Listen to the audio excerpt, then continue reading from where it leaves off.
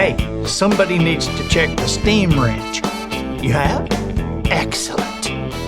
Good morning, afternoon, or evening. You are listening to the Professional Noticer. Hello, everyone. I'm Andy Andrews. Hey, thank you for making me a part of your week. My purpose here today with every show we do is to play the part of a best friend or a coach. I want to help you live the life of your wildest dreams by giving you access to the greatest mentors the world has to offer today. This week, the Professional Noticer is sponsored by Books for Veterans. The Veterans Administration in Washington, D.C. has asked for 10,000 Andy Andrews books. I'm personally donating as many as I can, but to reach 10,000, we need your help. What we're able to do to make that easier for you is for every $10 donation you make, a hardback book will be sent to the VA for veterans, their families, and for employees of the Veterans Administration. That $10 will cover the cost of the book, the shipping, the handling, everything. So whether you can make this a personal gift or a corporate donation, just go to andyandrews.com/veterans. This can be added to a website purchase or done as an individual entry. And thanks very, very much for your support. Observations and answers, that's what we do here on the Professional Noticer. And we love it when somebody comes to the table with both. You know, I've got a very unusual way of introducing today's guest. There is a movie being made about his life. And I thought, at the very first, before I say his name, you'll hear his name on this movie trailer. So how about that? All right, here we go. Watch this.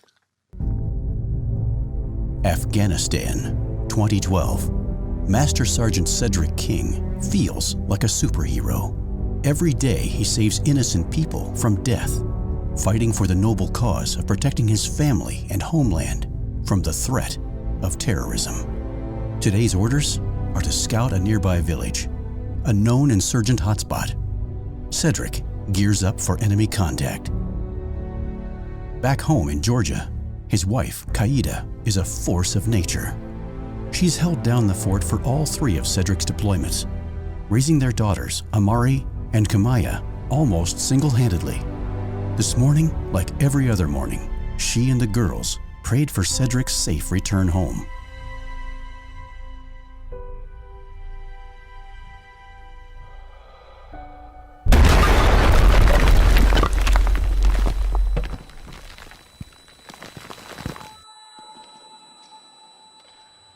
I stepped on that IED. It digs a hole about 2 or 3 feet deep. The blast from the IED destroyed both of Cedric's legs. His military career and life as he knew it are over. Cedric has a choice. He can succumb to despair and watch it slowly destroy himself and his family. Or he can fight back. After witnessing the Boston bombings on live TV, Cedric makes a decision. He chooses to fight. With the support of his wife and physical therapist, Cedric sets out to cross the finish line. But the battle is tough, forcing Cedric to reevaluate his priorities and bringing him to the realization that his purpose in life has nothing to do with his legs. Less than 2 years after losing his legs, Cedric completes the 2014 Boston Marathon, winning him the Army Commendation Medal and starting a new life's work of helping people find potential in their toughest obstacles.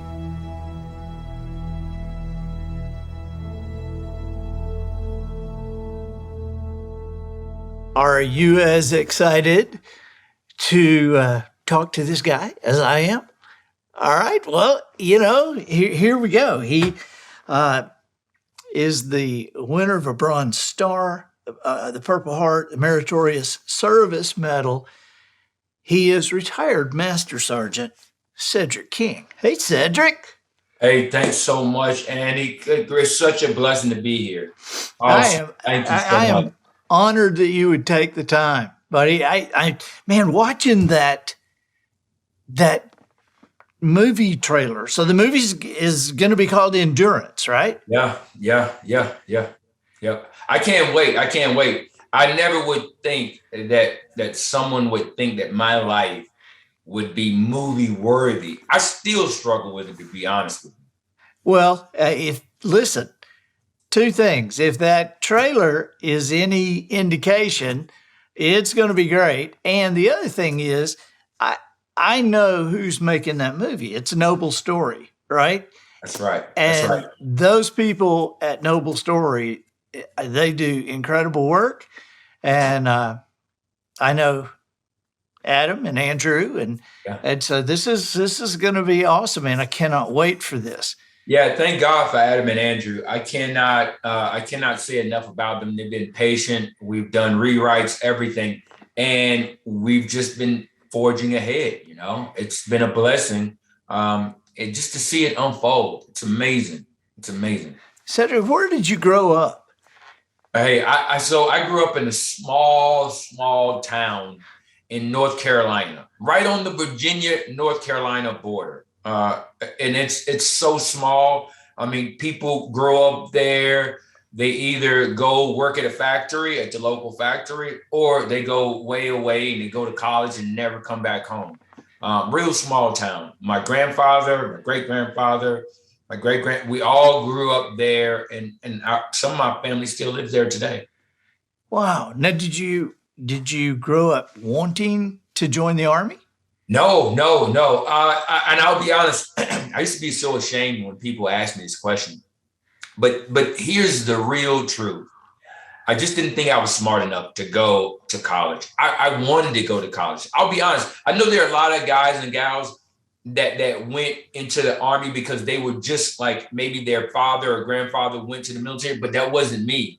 I really did want to go to college, and I really did want to play sports in college, but I just didn't think that I was smart enough to go to college. I thought college was something that the smart kids did because the valedictorian and all the principals list kids would go to college. I wasn't their material. I wasn't A and B student material, you know? And then, I mean, I'm looking at this extensive bio here, and while you were recovering from your injuries, you completed your bachelor's degree. I did. All right. Well, I don't want it to sound so incredible, but let's be honest, Andy. I had a whole lot of time on my hands. I had a whole lot of time. I was in the hospital. I was waiting for my body to heal up. You get a lot of time on your hands.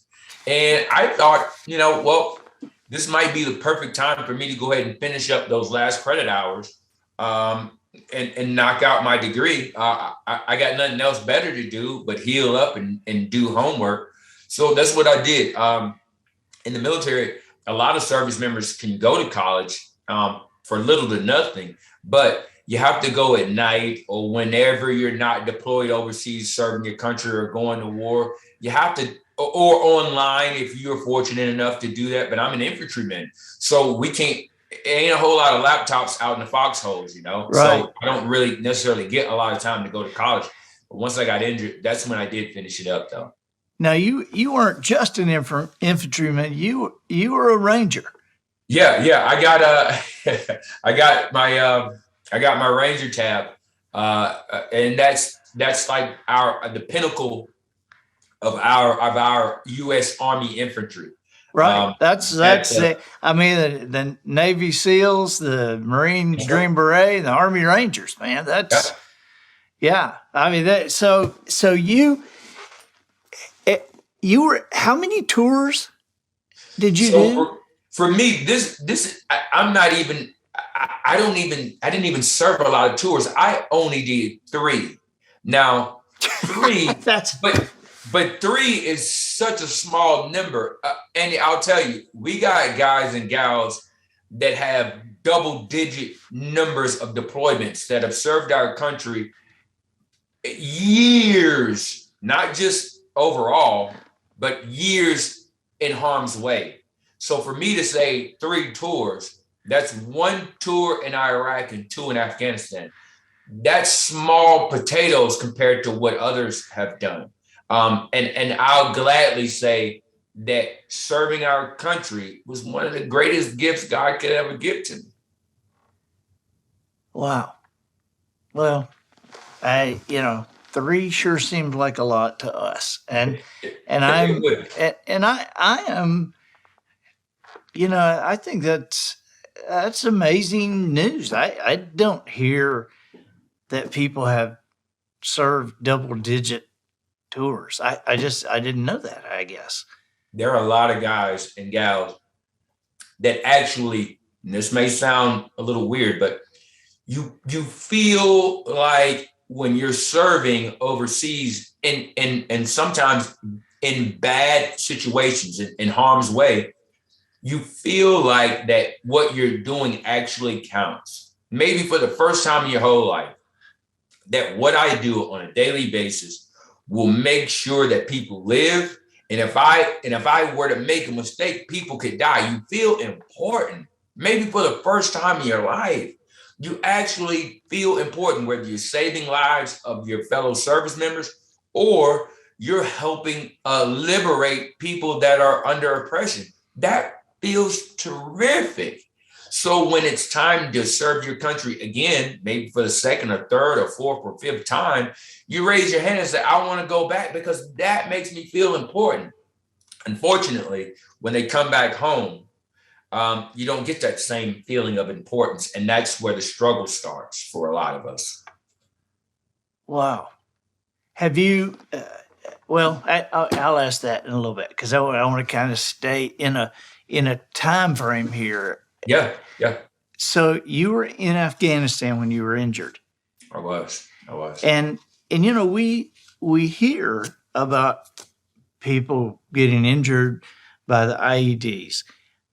And I don't want to take you into territory that you don't want to go, but I'm curious your thought process as you're walking through there every day, and then when it finally happens, what are you thinking? In the beginning, you feel trepidation the first day, maybe the second day. But it's like riding a bike. After you fall, the fear is a little bit smaller, and you fall again, and the feeling is smaller. And sooner or later, you stop being afraid to go out into the villages. It's not that you're careless, but you don't feel the same fear. You actually attack your fear every day. The fear gets smaller and smaller and smaller. Even while you're being shot at, the fear gets smaller and smaller and smaller. Every time you walk out of there, or every time you wake up another day alive, you feel a little bit more emboldened, and the fear is a little bit smaller. Well, this particular day where I stepped on the IED, I call that my making point. For some people, it could be called a breaking point, but for me, it's the point where God actually came along and said, now you're about to see what I put in you. If you were to right now cut open a lemon and squeeze it, the only thing that could come out when you apply pressure is what's on the inside. And when God applied pressure to my life, I feel like what was on the inside came out.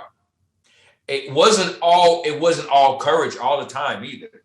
But some of it was fear, but a lot of it was faith, though, Andy. You get put in situations, and you know this for yourself because you've taught it to me through your books and through your interviews.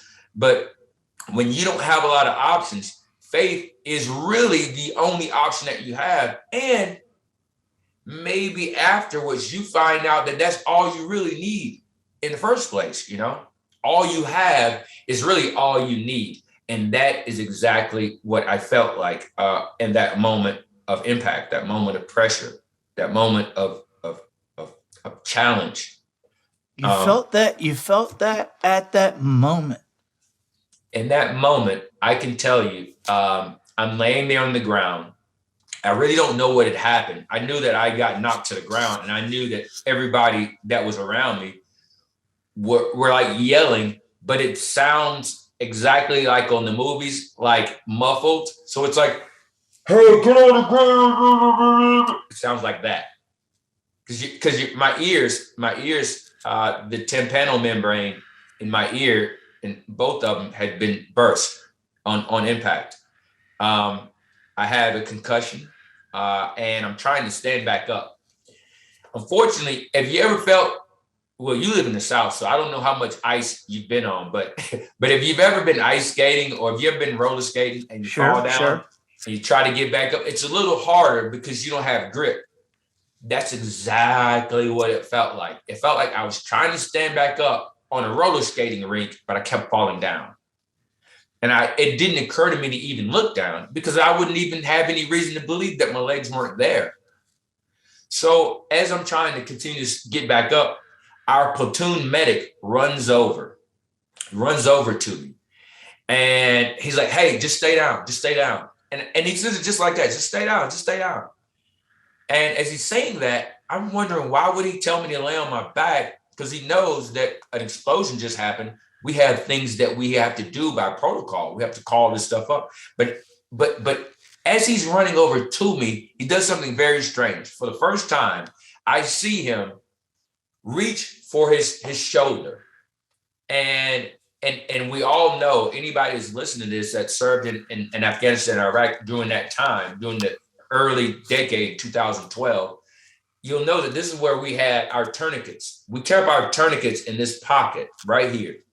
He's running over to me and he's opened up his shoulder pocket and he pulls out the tourniquet and he doesn't go for my arm, which at this time I was able to see straight through this arm. It's been surgically repaired now, but I could see right through it, as if like I could see you right through this thing. He's not going for my arm. He's going for my feet. And I'm like, man, that's odd. Let me look down. Let me see what he's doing down there. And I looked down for the first time. And the sand, the first thing I saw was the sand. There's a lot of sand over in Afghanistan. I saw the sand. And instead of sand being brown or light brown, it was pink everywhere. And the next thing I noticed was my bootlaces were all over the place. They were like all over the place. The shoelaces, they were all over the place. The last thing that I saw was where my ankle used to be. It was like, it was gone. It was gone. It looked like if you were to go to the supermarket and say, hey, look, let me get, I'm making hamburgers today, like the hamburger meat, or maybe like turkey ground a little bit, like turkey ground. Some people eat ground beef, some people eat turkey ground, but this looks sort of like turkey ground. And that was a moment where, I grew up in the church. So all I knew how to do was pray in that moment. That's all I really knew how to do. I didn't know anything else to do, but oh my goodness. All right, Lord. Hey, I don't know what to do. That's me on the inside. On the outside, I'm trying to be tough. I'm telling the guys, hey, get over there, set up the security. Hey, helicopters coming in. They got the radio. We're setting out the smoke. You have to send a signal to the pilots so they can land at the right place. So they're throwing out the smoke grenade. The helicopters coming in, and I'm trying to be tough on the outside. The truth is, I'm terrified. Not the fact that like this could be the end of my life, but I just wanted a chance to be able to tell my wife and daughters I love them one more time. That was my greatest fear. Not if I was going to go to eternal damnation or if it was going to be painful. It was already painful, but I just wanted a chance to let the people that I know, I just want to let them know I love them. If I could do that, I'd be all right. But since I was 8 time zones away, I was in Afghanistan and they were living on the East Coast, I wouldn't be able to tell my mom, I love you. I wouldn't be able to tell my wife and my daughters, I love you guys. I love you girls. I wasn't able to do that. And that was the part that was probably the toughest. How old were your daughters at the time, Cedric? Oh man, they were so young. That's probably, so it's 10 years ago. So they were 14, 14-9. I mean, no. 4-9. They're 14-19 now. So they're 4-9 back then. Wow. So yeah. So, that was tough. So where did you go? Did you go to Longstool? So my wife actually told me everywhere I went, because probably 20 minutes after I got blown up, you ever seen MASH? You ever seen the show MASH? Hey, by the way, let me just point out something to you, Cedric. I notice odd things. You are my only friend who I have ever heard say, so like 20 minutes after I got blown up.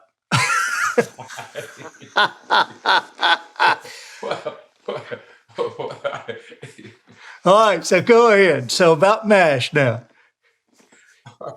So if you've ever watched the TV show MASH, this show starts, Andy, with a helicopter. That's how the show starts. A helicopter's coming in, and then you see these big MASH, right? Helicopters come in over this mountain range, right? Well, the day that I got blown up, they were flying doors open. It's hot in Afghanistan, and they want to get there fast, and you got blood everywhere, but these guys are flying doors open. And I'm looking down out of the little gurney that I'm in. I'm looking down, and there are nurses and doctors running out to the tarmac, just like on MASH. It was almost like the theme music was playing. It was built for me, right? So they're coming in, they land, they put this mask over my face. I had never been really in the hospital at all. And they put this mask over my face, and they were like, hey, just breathe like normal. Probably, it felt like a few seconds later, like I'm out for the count. I don't remember anything. My wife tells me, she says, all right, they flew you from Kandahar. They gave you your Purple Heart and your Bronze Star in Kandahar. Then they flew you to Bagram. And then from Bagram, they flew you to Longstool. And then from Longstool, they flew you to DC, to Walter Reed. And that's I don't remember any of that.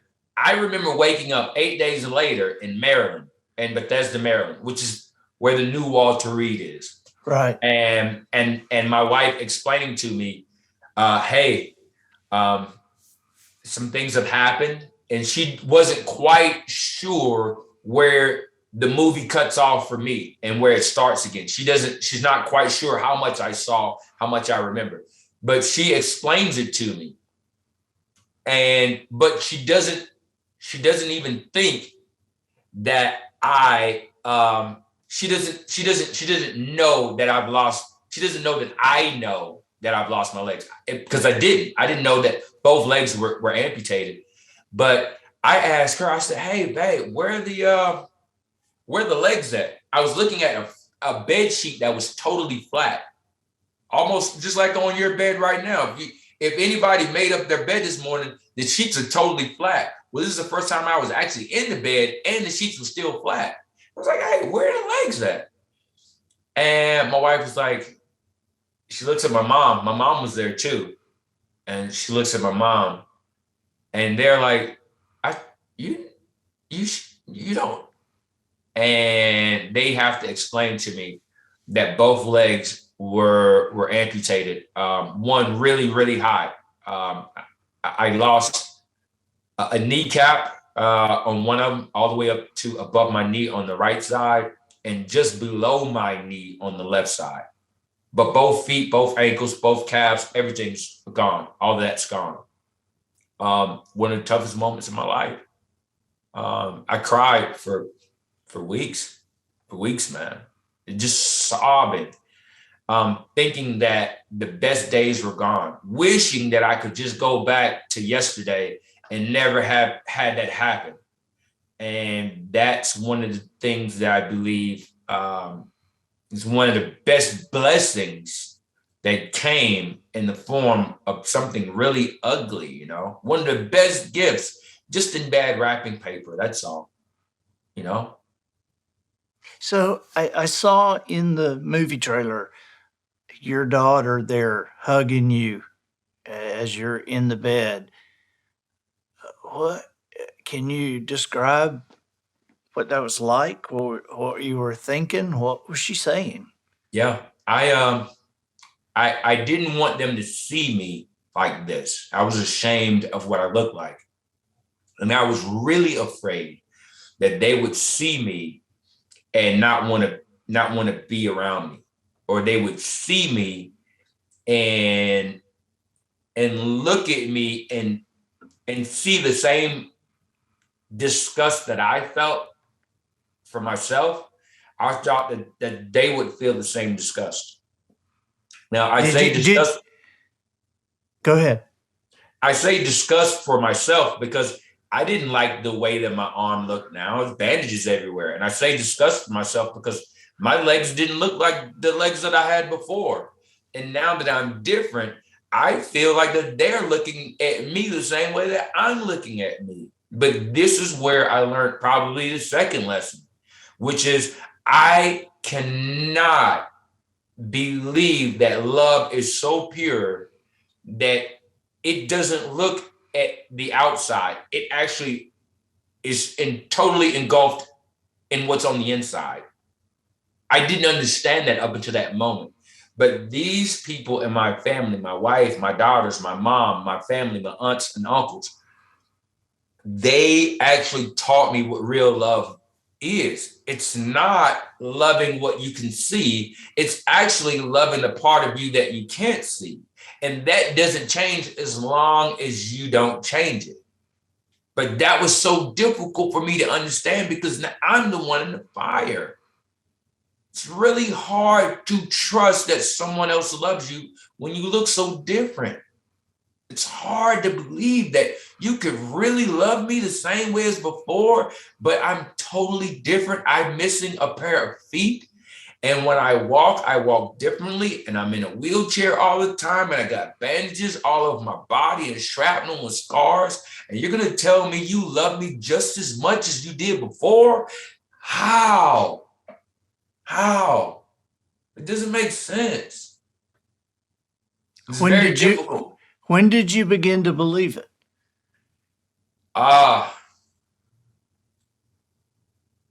It was when my wife and my daughters explained it to me in two different ways. My wife, she says to me, hey, you're feeling sorry for yourself a lot these days.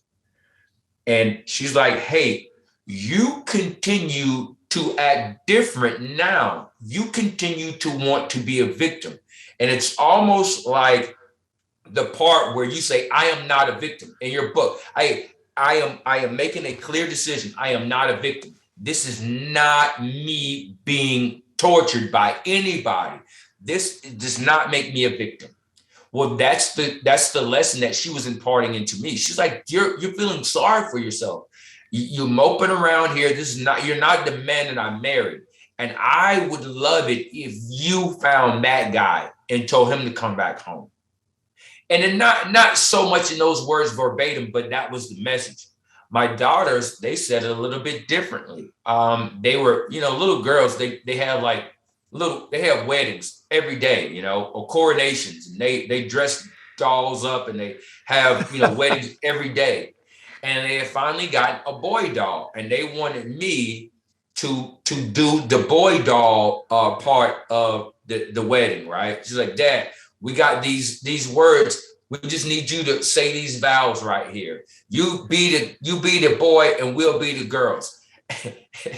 and I was trying to explain to them, like, hey, look, I'm sorry, but I'm not going to be able to play with you all the way that I did before. I can't get on the floor. I don't want to get out of this chair because it's so hard. I can't play with you guys the same way that I did before. And they said this to me.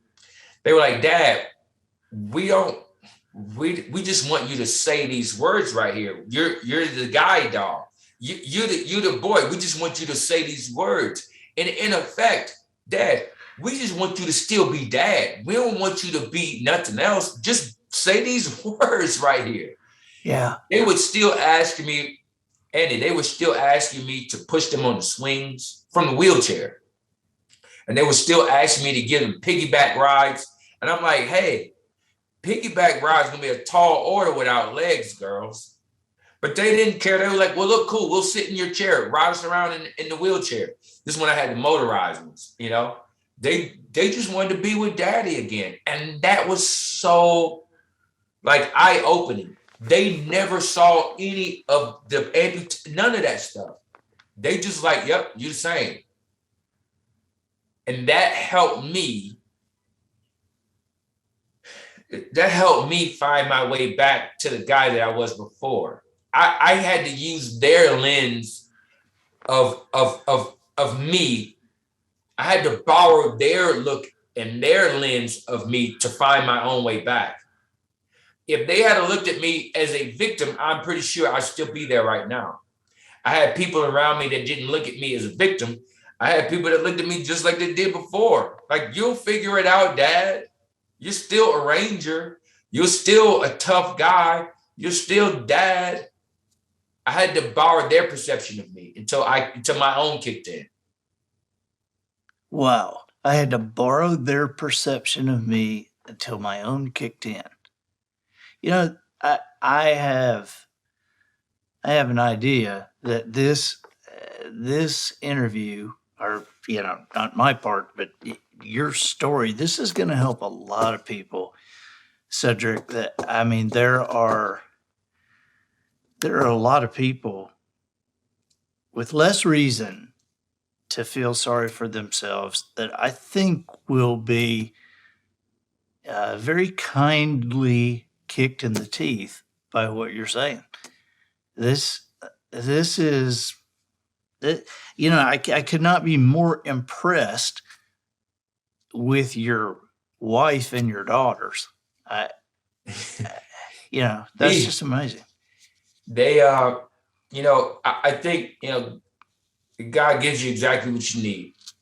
You know, I didn't know the girl that I was marrying. We had been married 12 years at this point. I didn't know we got married in 2000. 12 years later, I get my legs blown off. God was giving me the girl that I needed back then at the point of the explosion and up until today. It gave me exactly the person that I needed, you know, and the person that I wanted too. But you just don't know what you're getting until tough times hits. And I'm so fortunate. Like, I'm probably the luckiest guy in the world because I never, ever questioned if they were there for any other reason that they love me. That is such an amazing thing, man. It's just like, wow. So let me ask you this. Where did you, at what point did you say, okay, I'm going to make this part of my life better than the other part of my life. I got things I want to do. I got things I want to be. I'm going to do them all. I'm going to be them all. At what point did that happen for you? I think part of it was definitely the books I used to read. I would read them. I got an iPad in the hospital, and I would just sit and just devour hours. I was always an audio book or book guy, always. Hey, you go out to my garage right now, I got just an entire a library of books, magazines, and on my audio books on my iPads, and your books, Wayne Dyer's, you name it. The Bible, it was just like I would devour hours of inspirational material. And soon, some point in time, I can remember being there one night, and I'm sitting there one night, and let me see if I can find it. I'm sitting there one night, and there is this package of pencils. This package of pencils. Actually, it was actually care packages. I opened the care package, a pack of pencils in the care package. And there was like a little notepad too. It's like a little notepad that was in this care package. I'm looking for, I got it. I'll usually have it around here somewhere, but I'll find it. But there's this little care package, and I open up the care package, and there's like this pack of pencils, right? There's like 10 of them in a pack. It's like a little notepad. And I'm like, oh, wow, I can now annotate some of this stuff that I don't have to worry about remembering it no more. I can actually write it down, very therapeutic to capture my thoughts. And, you know, but the problem was there wasn't a sharpener in this like little care package. And I'm like, well, maybe I'm missing out on it. I'm looking around just like right now. I'm looking around. I'm like, where is the sharpener at? It's not here.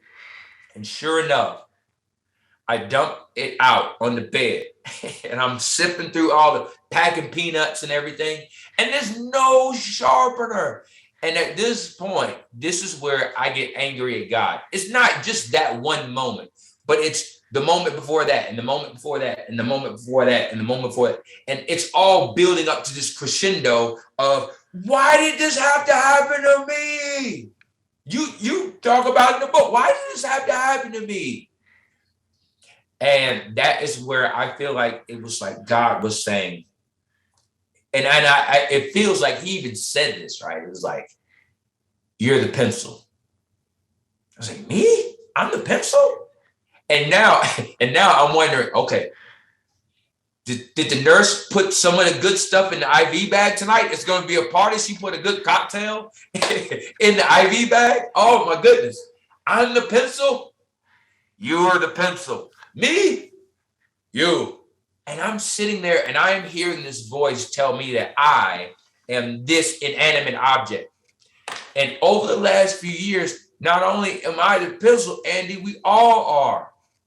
And because there was no sharpening, it made so much sense. It's like, see, this pencil right here, as beautiful as it is on the outside, and it's perfect. Like, it's shiny. It's got a brand new collar, brand new eraser, all of that good stuff. But the one thing that this pencil needs for it to actually be the thing that it was created to do, it's got to go through the sharpener. And as long as this pencil is without a sharpener, it will always be coming up short. It will always be coming up short because it is avoiding the one thing that it does need for it to accomplish its God-given destiny. And for me, I'm sitting there listening to this voice tell me that I'm a pencil. And I'm like, oh no. But if you put this pencil inside this sharpener, it's going to be very uncomfortable. And the pencil is probably going to be cursing and yelling and crying and fighting and angry and feeling like it did something to deserve this. And it's not true. And I'll tell this pencil, you didn't do anything wrong. You didn't do anything wrong to go into this sharpener. But this is part of this. This is your actual gift. This sharpener is actually going to take you to where you would never be able to go on your own, buddy. You need this sharpener. It's just unfortunate that we live our whole life avoiding it, you know? And I did too. I didn't want to be in a hospital, but I needed this experience. My legs got blown off. Part of this pencil, the shavings, part of this pencil got taken off. But at some point in time, this pencil will come out of the sharpener. And when it does, it will be used for its actual purpose. Just like me. That's, to your question, that's the moment when it clicked. It was almost like Dr. Frankel says, you know, when you actually inject meaning into the suffering, it ceases to be suffering, you know? This was my meaning moment. This is the moment where it was like, oh, okay. If I can go through this, as tough as it is, there will be a reason why I'm going through this, and I'll be very happy with the reason why this is happening. And that gave me so much more endurance. Not just a plug on the movie, but that gave me the endurance to get through the tough days, though, you know? All right. All right. So at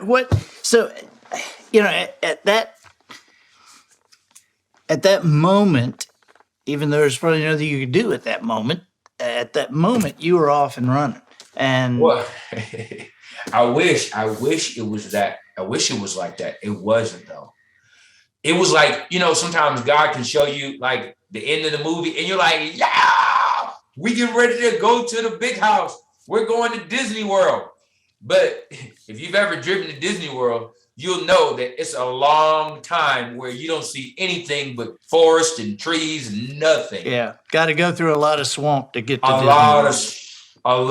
Even when you're flying there in an airplane, you're looking down and you're like, there's no way there's going to be a Disneyland. At the end of this trip, I look down there, it's nothing but swamps down there. But sure enough, you get there and you're like, wow, it was worth it. And I don't even think that I'm there yet. I think I'm on the way. And there have been some really cool times that I saw some really cool stuff, but then there's been even tougher challenges than back then. Luckily, those moments prepared me. They gave me a little bit more strength, a little bit more endurance. You get your teeth kicked in. Okay, you come back a little bit stronger. You lose some loved ones that were over in Afghanistan with you. You get a little bit stronger. And that those tough times give me the strength to make it through the times ahead. You know that song that says something like, I don't know what tomorrow holds, but I know who holds tomorrow. It's sort of like that. It's like, I don't have to worry about tomorrow because whoever is holding tomorrow has that taken care of. All I got to worry about is right now. And my past has prepared me for this moment.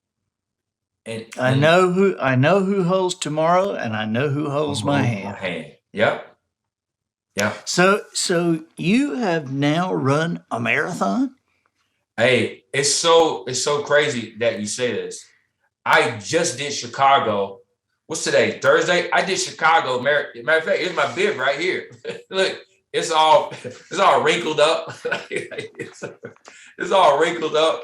But I just did Chicago Sunday. I did Sunday morning. And you would think that you get so much glory by going to church and telling people about the goodness of God. My greatest moments where I don't even say a lot. I think God gets the most glory on these marathon courses because people don't run into me at the finish line. People run into me like somewhere in those dark miles, like 21, those meaningless miles, like 17, mile 18, 19. Everybody's excited to get to mile 26, but those miles like 14, 15, 16, 17, 18, where there's nothing out there and they see me, I think that those are the times where I think God gets the most glory because people are feeling really bad in those moments and questioning why they're out there. And they'll see me, and I think that that's where God gets a lot of the glory at because he's like, hey, you still got this. This guy out here is running. And if he could do it, you can do it too. And I try not to talk to a lot of people doing marathons because it's hard enough just to run. If you've ever exercised and you had like somebody running with you and they're talkative, you're like, yeah, you do real quick answers because you're tired, you're out of breath. You're like, yeah, nope. Left, right, hold. You're talking one word phrases because this is all you got. This is all you got. So I don't really talk to people while I'm running marathons, but that's where I think that, like God speaks to a lot of people through those moments because we're both out there hooking and jabbing. We're I both agree. out there slipping and sliding, you know? So, and you are wanting to climb a mountain? So you got two mountains here in Georgia that I climbed. One, obviously, Stone Mountain, but the other mountain is Mount Yonah. It's here in Georgia. And the Ranger students, as part of the thing, that's one of the tests in Ranger school that you have to pass. You have to climb Mount Yonah from the base to the top, and you get like 45 minutes to do it, right? So when you got two legs and you're 25 years old, yeah, you go right up there like Elevator Man. But afterwards, I did Yonah as an amputee, and it felt great. That's one of the things that I want to do in my life. I want to not just run marathons, but I want to summit mountains, and not just to summit it, but I want to face the part of me that still is intimidated by something. I grew up being bullied as a kid, and I would always not want to confront the bully. But it really wasn't the bully that I was afraid of confronting. There was a part on the inside of me that was afraid. And it continued to happen until I got to Afghanistan. Once I got to Afghanistan, the bully, which would be like the Taliban every day, you would have to go out and fight every day. And I can remember the first day in Afghanistan, the last time right before I got injured. The sergeant is there. We come in on Chinooks, these helicopters, our whole platoon flies in. Now, obviously, this is before I got injured, but the whole platoon comes in and we get off the helicopter. And I, as the sergeant, I go and I meet the sergeant that's been in Afghanistan for the whole year, right? We switch off. But right before he gets on the helicopter, we have this little meeting and he says this. He says, hey, listen, I'm going to tell you where all the bad guys are. I'm going to tell you where all the good guys are. I'm going to tell you how long it takes for you to get your mail from the United States. I'm going to tell you what the food is going to be like when they bring it to you. I'm going to tell you everything I can tell you. But here is the one most important thing. He said, tomorrow morning, they're going to attack you. Why? Because they see me getting on the helicopter. They say you getting off the helicopter. And they know that they got new kids on the block. Shout out to New Kids on the Block. I am one of the fans. All right. Now, when they see you tomorrow morning, they're going to attack. Not because they don't like you, not because you're Americans. Yeah, maybe that has part of it, but they're going to attack you tomorrow to find out who you are. They're going to attack you tomorrow morning to find out who you are. And they just want to know, do they have guys that are going to back down, or do they have to put up with people that are going to bring the fight to them every day? This is the only way that they're going to know who they can pick on for the rest of the year. I would tell you this is what he said. I would tell you this. Do not do what we did. Do not play passive tomorrow morning. I promise you, they will attack. When they attack, give it everything you got. I don't care if you run out of ammo. Give it everything you got. He said that first encounter will save you a whole lot of heartache, a whole lot of pain.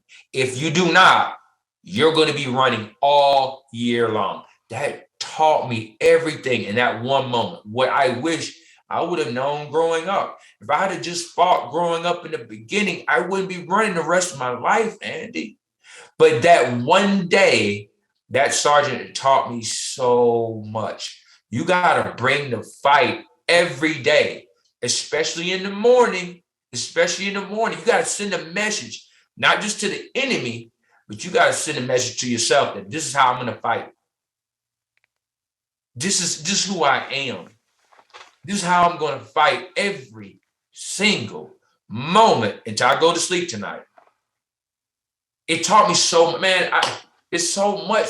Thank God that I got injured. Thank God for me going to Afghanistan. That taught me so much about being a man in combat, doing what you said you're going to do. You're going to come to this village. You're going to protect these people. You said you're going to be here tomorrow. If you're not here tomorrow, we don't believe in you. Man, that taught me so much. I can't wait to see the movie. I can't wait to just talk to you again. So, I can't wait to talk to you. You're the guy. You're the guy. I haven't even asked you my questions yet. You're the guy. You don't get any time. There ain't no questions for me. You're Andy, though. You're Andy. Listen, Yeah, right, yeah. You sound just like you do in the audiobook. I love it. I can't. It's so surreal that I'm even talking to you right now. You're crazy. Oh my gosh. Well, listen, I can't tell you how much I appreciate you taking the time to do this. I'm gonna text Adam when we get off this and just tell him thanks for connecting us. And anything I can do as this rolls along, anything I can do to promote this film and to promote you. How do we get in touch with you? And I know you are a speaker, and so we will have the information on the show notes on how to get in touch with you. But just tell me right now, if you will. Yeah, I have a LinkedIn. That's where I do a lot. A lot of people reach out on LinkedIn. So Cedric King is just Cedric King on LinkedIn. On Instagram, it's Cedric King MSG. That's Mike Sierra Golf. That's my army jargon. You know? Gotcha. And then on Facebook, Cedric King. I used to do a whole lot of social media, but this summer I've been training all summer long to prepare for this marathon and to qualify for Boston next year. And I didn't qualify the other day. It was a little bit of a bummer, but I got another chance at it in New York in 3 weeks. But that I'll start posting again after New York, though. But those are my three main places where you can get in contact with me. There's a lot of videos on YouTube, but I would ask this favor of you. Can we go to the restaurant? Is the restaurant that's in the book, is it still in Gulf Shores, or is it still there? It is. Sea and Suds. It sure okay, is. So can we, all right, I want to come down there and I just want to grab lunch with you one day. And Absolutely. just like I want to be able to see it one day myself, you know? Absolutely. How did you find that book? No, so that book, so Montel Williams and Gary Sinise, and probably Jon Stewart, and some other celebrities would always come. The president, the vice president, they would always be there. But these three celebrities, I can remember like vividly, they would always be at the hospital all the time. And Montel Williams came in and we developed a friendship. And one day, me and Montel's trying to teach me how to ski. So skiing really didn't become my favorite sport, but skiing was cool. But one day we're at the ski lodge and Montel was like, hey, you got to get this book called Noticer. It's really good. It's by a guy named Andy Andrews. You're going to love it. And I was like, I've never heard of this book before. I've never heard of Andy Andrews. I listen to audiobooks all the time. And he's like, no, you got to listen to it. Before you go back to the hospital, you got to get the book. At least get it and listen to it on the way home. Man, I listen to that. And every time you put something out, like me and my uncles, my mom owns a bookstore. We all are like, that's why I'm so geeked up just to even talk to you right now. Wow. Good grief. And I've never met Montel Williams. He definitely knows you. He put me on to you. And I'm going to hit him up right soon as we get off and be like, y'all, you wouldn't believe what I just talked to. He's well, man, crazy. I can't tell you how much I appreciate your time. And we will keep up with you. And you feel free to call and let's set up a time to go to Sea and Suds and have an oyster sandwich. Hey, you got it. And I'm going to take you up on that. I am definitely going to take you up on that. Our family has never been, I've been to Alabama, obviously, but they've never been to Gulf Shores and they've never been like to the Gulf of Alabama. Awesome. White sand beaches. So they're going to get a kick out of this. So we're going to set up something probably before the end of the year and come down there and chop it up with you. Go to Sea and Suds and it'd be great. That'll be awesome. All right, buddy. Thank you so much. Thank you so much, Andy. God bless you. I'm Andy Andrews, the professional noticer, harnessing common sense and wisdom to plow through challenges all the way to an answer for you. And I think that'll do it for this week. Get us out of here, Matthew. So, ladies and gentlemen, and to the boys and girls who aspire to become ladies and gentlemen, we have reached the end of another episode of The Professional Noticer. In a world where common sense has become a superpower, I'm harnessing the tiny bit of mental energy I have for you, seeking wisdom, making observations, and endeavoring to answer tough questions in a way that will empower your family and your business. I'm Andy Andrews. Until next week, goodbye. This episode of The Professional Noticer was produced by Matt Limpert. The Noticer theme written and performed by Sugarcane Jane. Recycled kitty litter for the cast and crew provided by Twinkle and Smoke of Beverly Hills. Additional funding provided by dialaprank.com. Do you have someone you'd like to mess with but don't know what to do? Do you seek revenge but just haven't hit upon that perfect torturous idea concerning how to double whatever they did to you? Call 1-800-556-9342 or go online at dialaprank.com and let us decide your course of action. Here are 3 of our most recent selections. 1.